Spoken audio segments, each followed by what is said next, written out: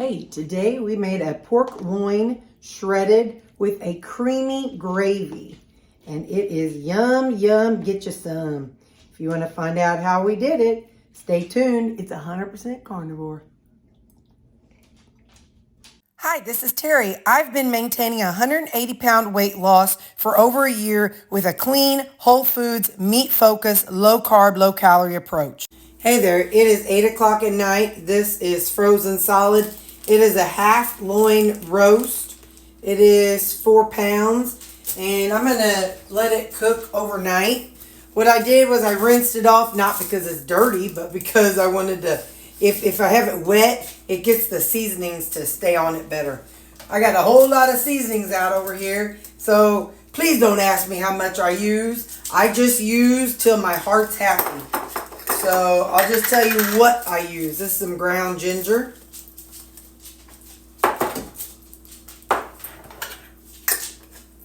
I'm not going to put the lids on because when I flip it, I'm going to use them again on the other side. Ground cumin. Again, I don't know why. I'm just using what sounds good. Some chili powder.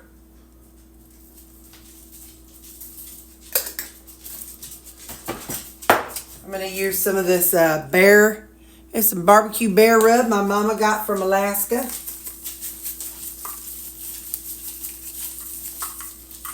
And this is some Kinder seasoning wood fire garlic. Not that side.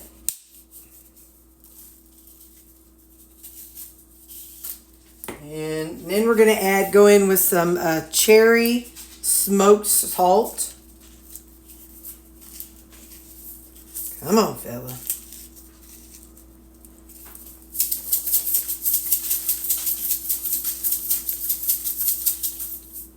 And then we're going to go in with some Chef's Blend smoked salt. And we're going to add in some Creole seasoning. And some sage. People have told me sage goes good with pork. I don't know, so I'm going to put it in. Then we're going to go in with some onion salt, some garlic salt, and just some seasoned salt.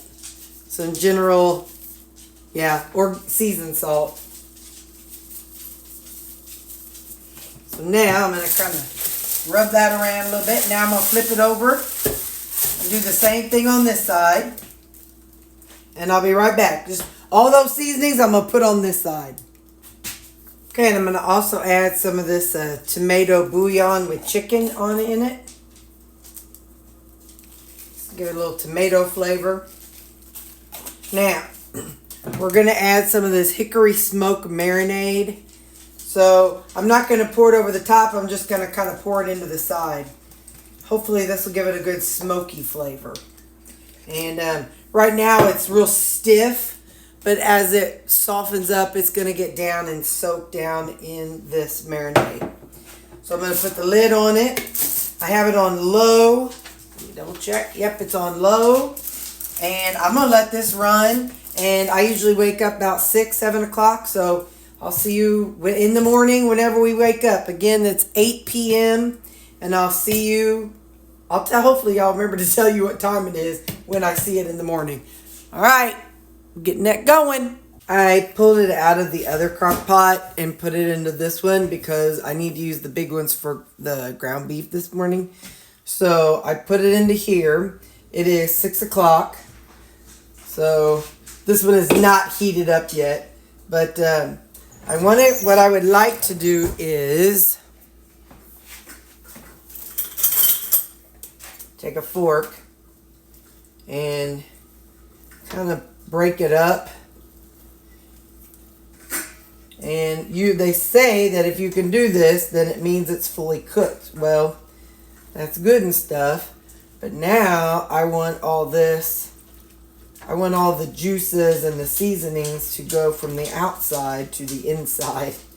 So I'm going to kind of basically shred it while it's here in this crock pot. And then that way the seasonings, the liquid smoke, the juices, it all can absorb into the inside and not just the outside of the meat.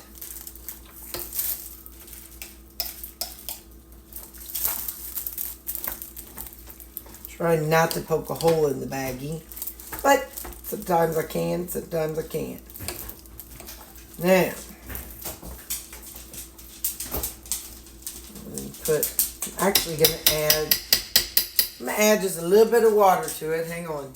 The water is just to make sure that it's all exposed to the seasonings and stuff. So now the water will kind of disperse that seasonings and flavors and liquid smoke. So, all right, I'm going to let this go for just a little bit longer and let that all absorb the flavors. And let's see, we got it on low and it's starting to heat up and it's 6 o'clock. So probably about another hour or two, let it all be exposed to the flavors.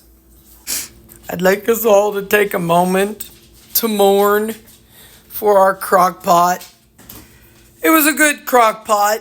It put in a lot of years, and I will forever be thankful to this crock pot. Ay, ay, ay. Well, anyway, thankfully I got the meat out of it. So let's get on with this. But yeah, I just figured I'd take a moment to mourn for the crock pot. It was a good one. It did a good job.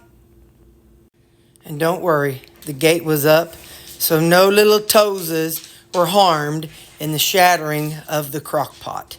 So let's get on with this. Sorry, y'all. Before I dropped the crock pot, I had already put the meat into this colander.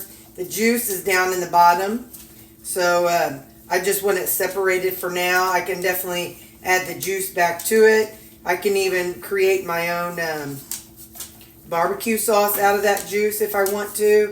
I just wanted to separate it for portion purposes. Then I can add the liquid back into it. So let's give this a taste.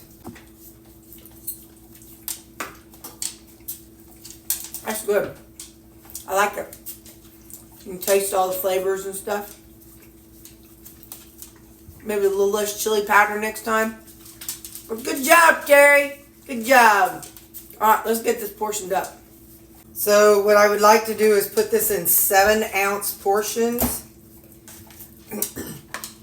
So by just doing the meat, it allows me control. Hang on. Okay. By just doing the meat, it allows me control of what I'm putting in here. You just pick whatever portion sizes fits for your macros. Remember, I do my meat after it's cooked, so the weight and everything is going to be a little different than what the macros show, because the macros also include any fat that's in the meat, and mine often renders out that fat, so I don't sweat it. I just put it in, and if that's an amount that works for my scale, to lose weight, then that's what I care about. I'm not going to get hung up on whether, oh my goodness, I actually got 5 ounces of protein in there and 2 ounces was this. My brain doesn't work that way. So I just measure it when it's cooked. So I'm going to finish getting these and I'll be back. So the 4 ounces of pork, or 4 pounds of pork loin made 6, and this is a half portion of about 7.5 ounces. So I'm going to go ahead and put the lids on these.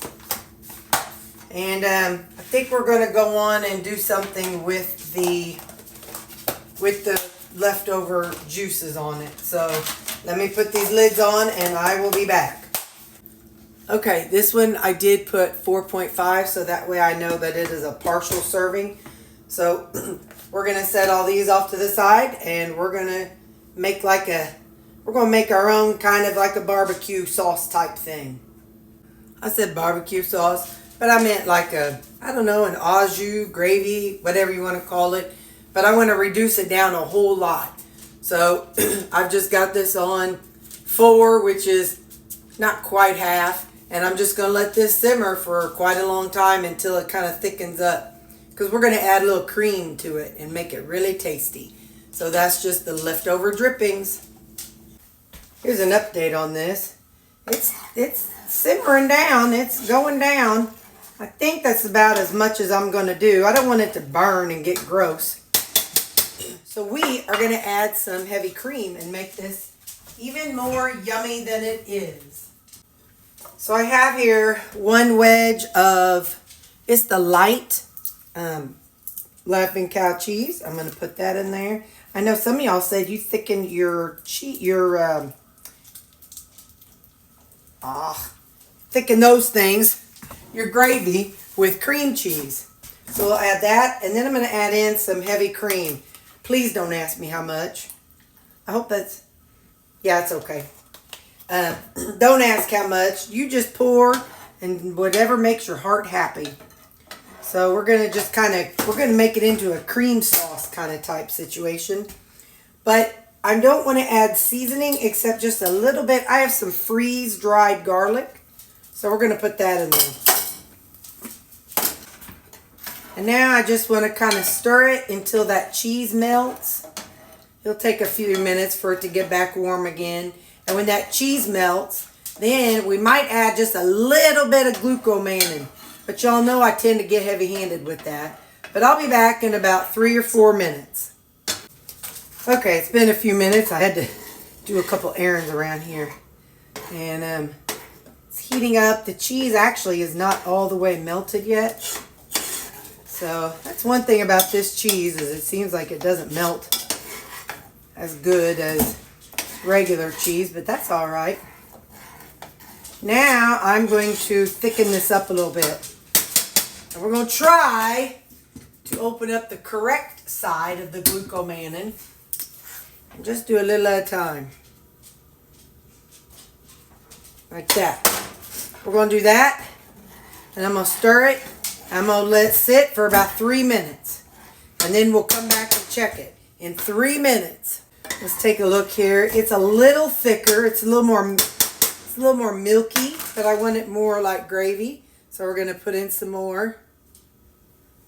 I need to get some more of this ordered, don't I? All my mishaps of dumping half of it in there. All right, we're going to stir it up again.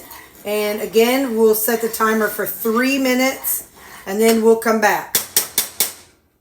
Okay, it's been 3 more minutes. It's a little thicker. It's more like a water beef gravy. So we're going to turn it down. And we're going to add some more because I want it to be a little bit more like a milk gravy texture. Alright, that's all I'm going to do.